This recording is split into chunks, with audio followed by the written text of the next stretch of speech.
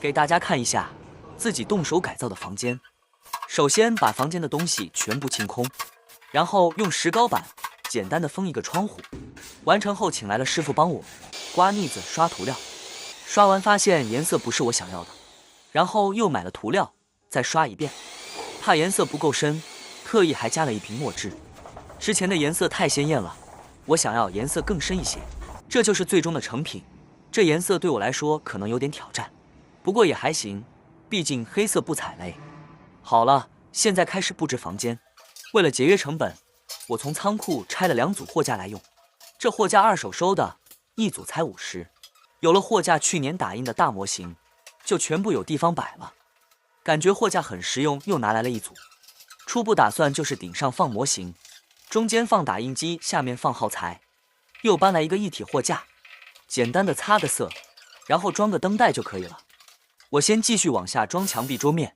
桌板放好后，货架与桌面中间有一段空缺位置，我就装2个墙壁支架，然后放块颜色差不多的板，这样桌面就顺利的延伸出来了。桌面上我就放2台办公打印机，又做了几块层板。我事先已经根据货架的特点，在木板上开好了槽。木板铺好后，开始搬设备。这里暂时放5台拓竹 3D 打印机，下面层就用来放耗材，真的非常合适。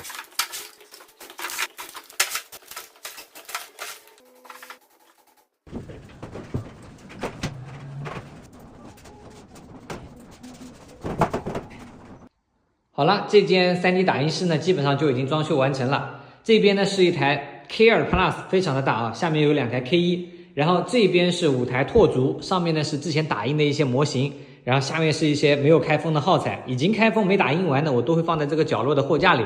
然后这边是一个层板架，然后这里有一个小小的操作台，有的时候也能用一下啊。这边一个空气净化器，也是一个除湿机。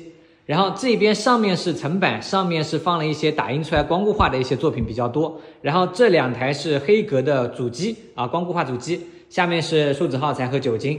然后这边是黑格的固化箱和清洗桶，然后这边有一个4层的货架，这里放了那个啄木鸟的激光设备啊。后面呢我会在这个地方再摆一张桌子，那我可以坐在这个角落里给大家录一些口播视频之类的。整的效果呢基本上是这样啊。然后值得一提的是，我这些灯带是由这个无线开关控制的，它可以装在任意的位置啊。然后给大家看一下开启和关闭的效果。好，现在是关闭，然后再打开。大家看看效果怎么样啊？这边4层的这个货架上也有，你看。好，关闭，打开。好了，这个房间的装修呢就暂时告一个段落了。那我们今年呢也就放假了，大家看看效果怎么样？我们可能要明年再见了，拜拜。